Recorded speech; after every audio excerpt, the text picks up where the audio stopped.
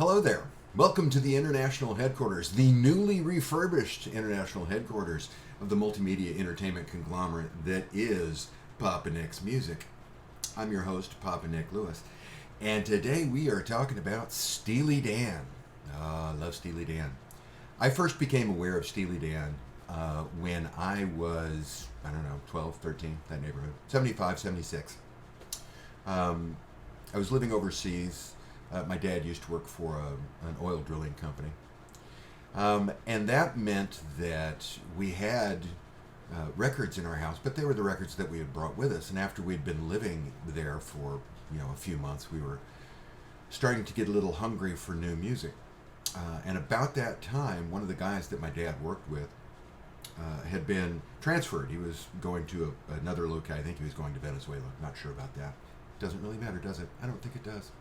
Anyway, he was leaving, and so he was selling off all of his stuff so he wouldn't have to cart it up and take it with him. And my dad bought his sound system, this very nice quadraphonic sound system, big speakers and a nice turntable. Pretty nice system. And since my dad bought the sound system, his co-worker threw in a handful of albums that he didn't want to take with him. And one of these albums was Steely Dan's debut, Cant Buy A Thrill. Now, that album had been out for a few years by this point. Like I said, this was 75, 76. That album was released in 72. So it was an older album. But I knew nothing about Steely Dan. I had never heard of them before. They had had some minor hits with Reelin' in the Years and Dirty Work. Do It Again gets played on the radio a lot. But I grew up in rural eastern Oklahoma, and we had fairly limited access to things what one might describe as culture. And Steely Dan wasn't quite prominent enough to be featured on the local top 40 radio station. So I had never heard of them. But as soon as I listened to this album, I loved them.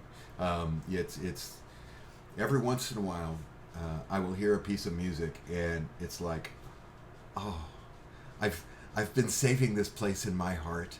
I didn't know what I was saving it for, but here it is. It's all ready for you, Steely Dan. Move into this room in my heart. And so I've been a big fan of Steely Dan ever since. As soon as we got back to the States, I tried my best to find other Steely Dan albums and wasn't able to find much in the way of their back catalog until Asia became the monster hit that it was. And from that point on, I was pretty much able to complete the discography. But I love Steely Dan. So as soon as I started thinking about doing these videos, I thought, okay, yeah, I'm gonna have to do a Steely Dan ranking video. And then I started actually working on this video, going back, listening to the albums again, all that sort of stuff, and realized, oh my God, is this gonna be hard?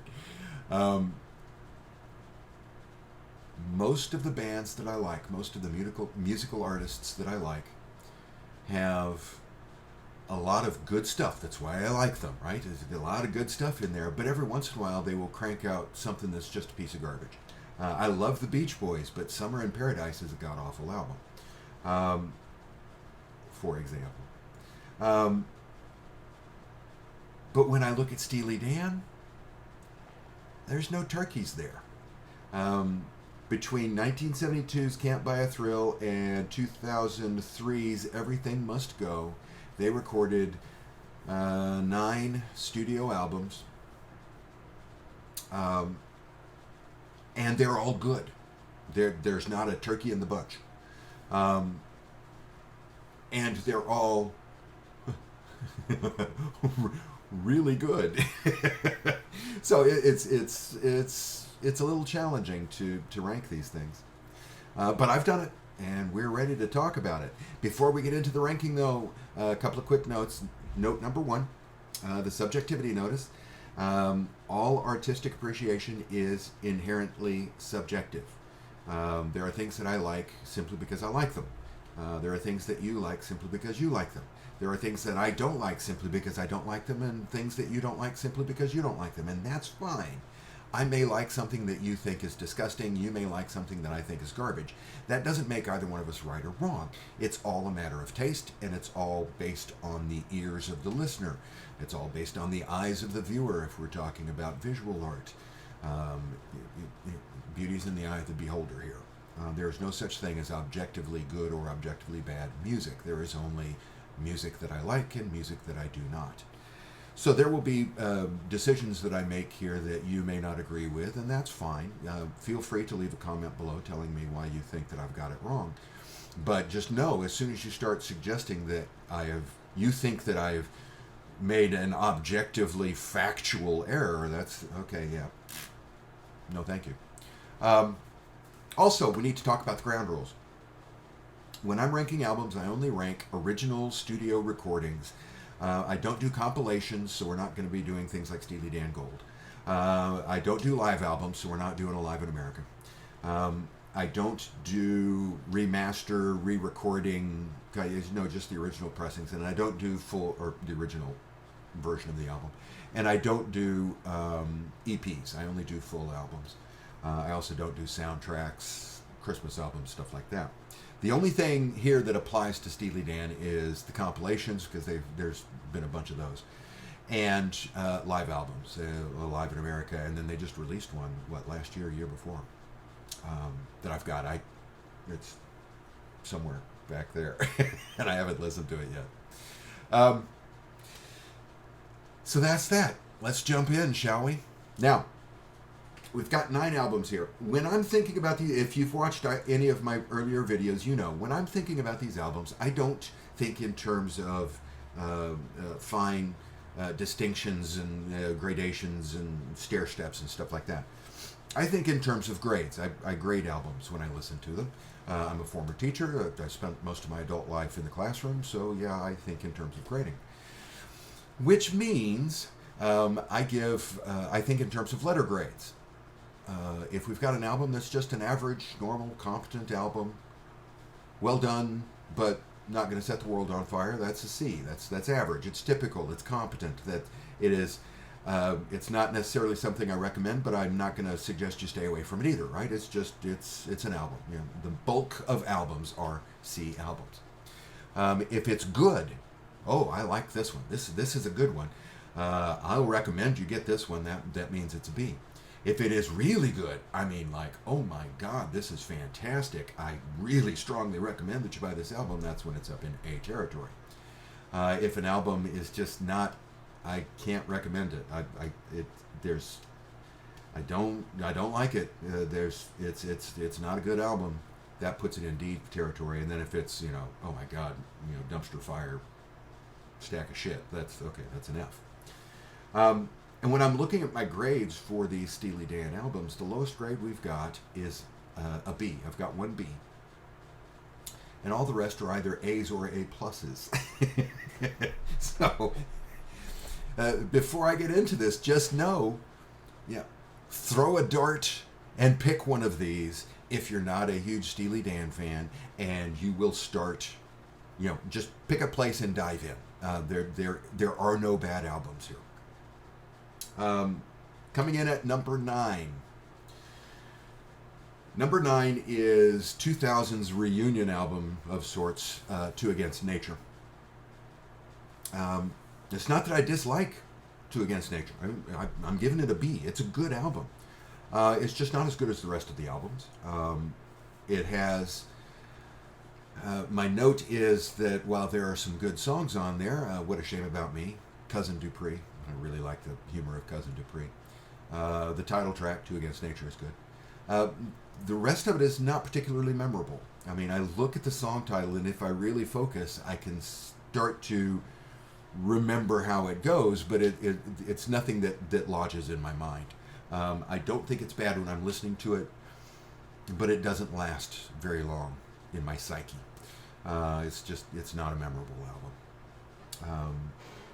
But it's a good album. I like it. It gets a couple of thumbs up. Two Against Nature, 2000. Okay. From here on out, like I said, A's and A pluses. I've got 4 albums that get A's, and I've got 4 albums that get A pluses. My first album that gets an A. It's the easiest. There are 3 albums that were easy for me to rank. It was easy for me to rank Two Against Nature. That's, of the 9, it's my least favorite. It's easy for me to rank number 8, 1980s Gaucho. And I put Gaucho at number 8, even though it's an A, right? It's a good solid album. I really like this album. It has 2 songs on it that I regularly skip. Now, one thing that is striking about my relationship with Steely Dan is that most artists, I listen to an album and I'm gonna be skipping around. You know, I got a pretty quick trigger if I'm gonna skip over a song. And in these 9 albums combined, there are 80 tracks. And out of those 80 tracks, out of all 80 of those tracks, there are 3 skippers. And 2 of them are on Gaucho. The 2 skippers here are My Rival and Third World Man. Don't care for either one of those and will not listen to it. And since they are the last 2 songs, it's easy for me to just stop playing the album at that point, put it back in the case or in the sleeve, and get on with my life. On the positive side, this album has one of my all-time favorite Steely Dan songs, Babylon Sisters. Oh, I love Babylon Sisters. That's a great song. It also has Hey 19 and Time Out of Mind. Wonderful song. So there's some really good stuff. Gaucho, the song Gaucho is a good song. So there's some good stuff on here, but it's got those 2 stinkers on side 2. So Gaucho, clear slot at number 8. Coming in at number 7 is 1973's Countdown to Ecstasy. I like Countdown to Ecstasy. I'm giving it a good solid A. So don't come at me with why are you putting it way down at the bottom. I like Countdown to Ecstasy. It's got some really good songs on it. It doesn't have much in the way of negatives. I've got my notes on my screen down here, and I've got absolutely nothing in the negative other than I just like the songs on the other albums better.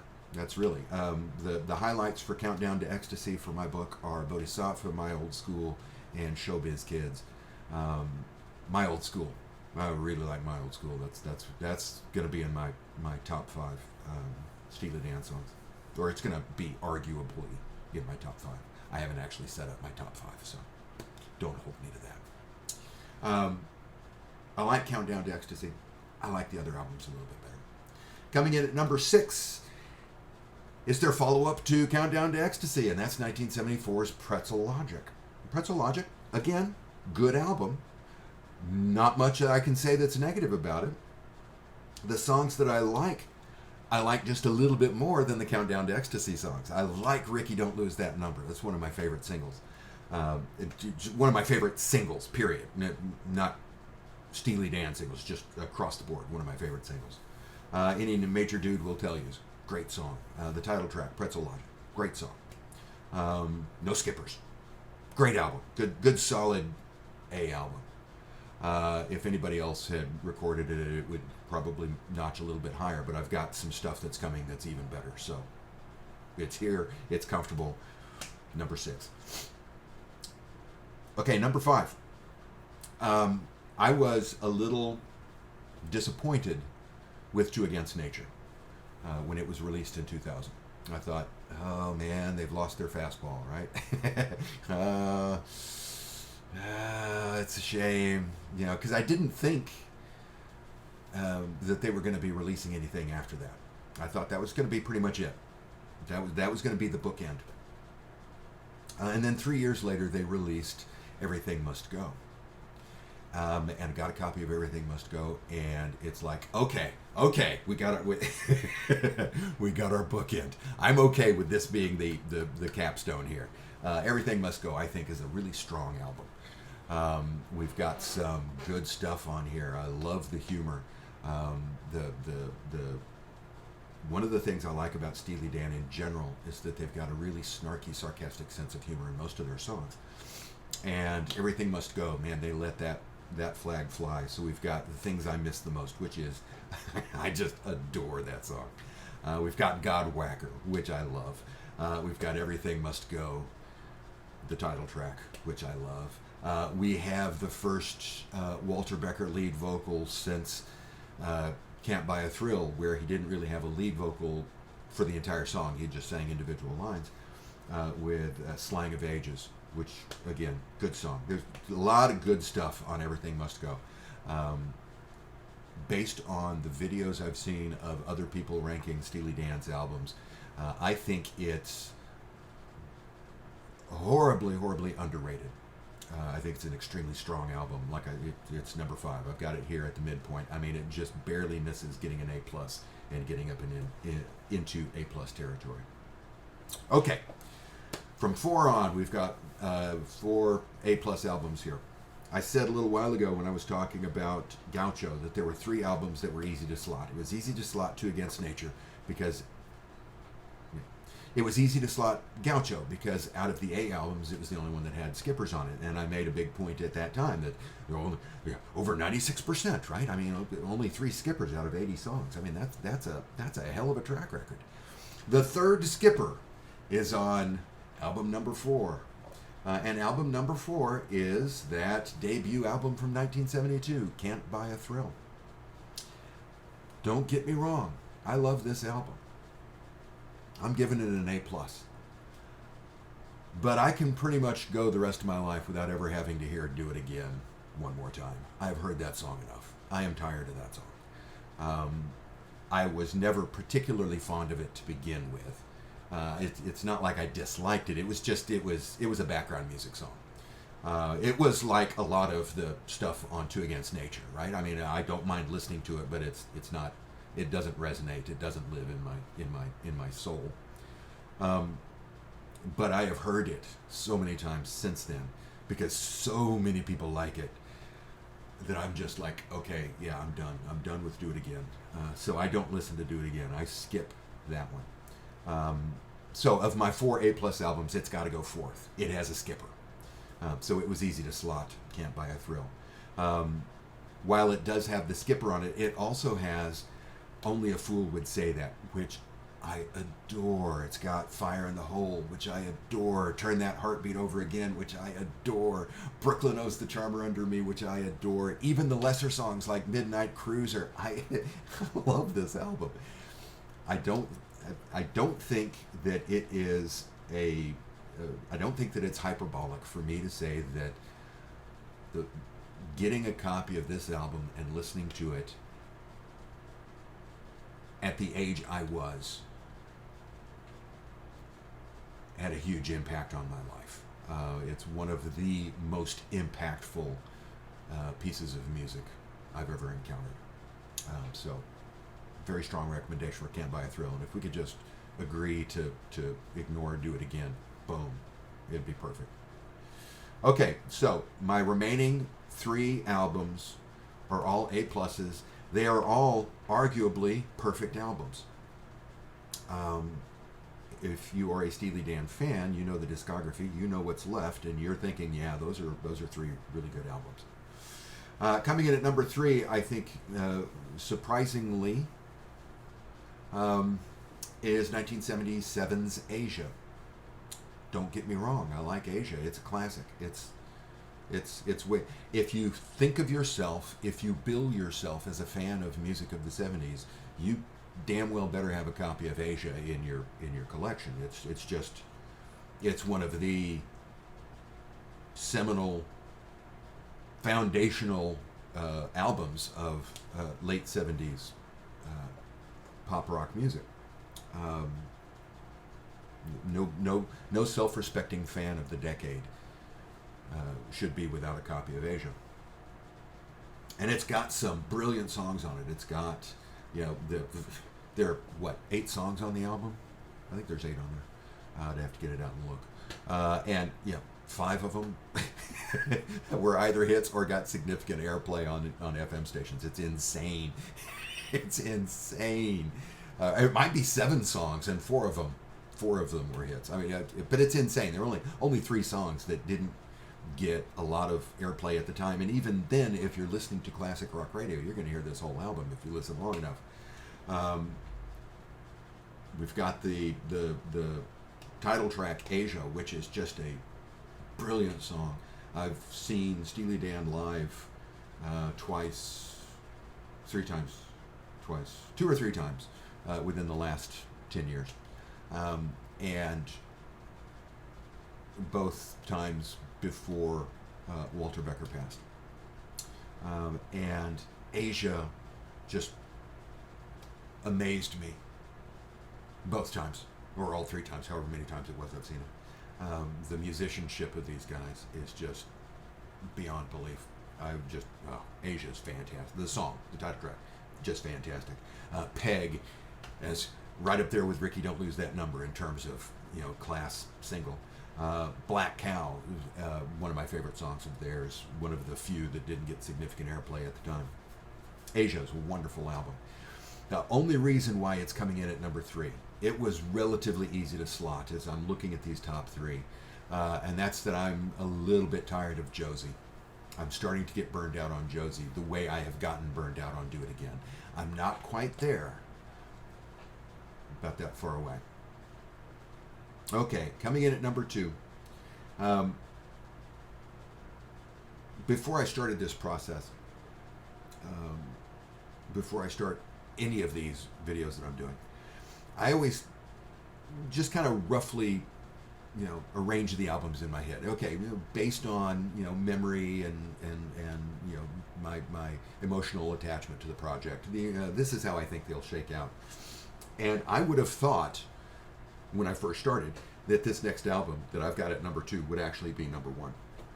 I've always liked this album. I've had a soft spot in my heart for this album. Mostly because I think it's not as highly rated among fans as it should be. And a big part of I have this compulsive desire to root for the underdog. I don't know what that is. There's something in the wiring up here is a little bit off. So I really want to root for it.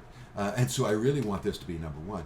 It's just, it's fantastic. I'm giving it an A+, and I think it's a perfect album. It's just not as perfect as number 1. Number 2, I've got 1975's Katie Lied.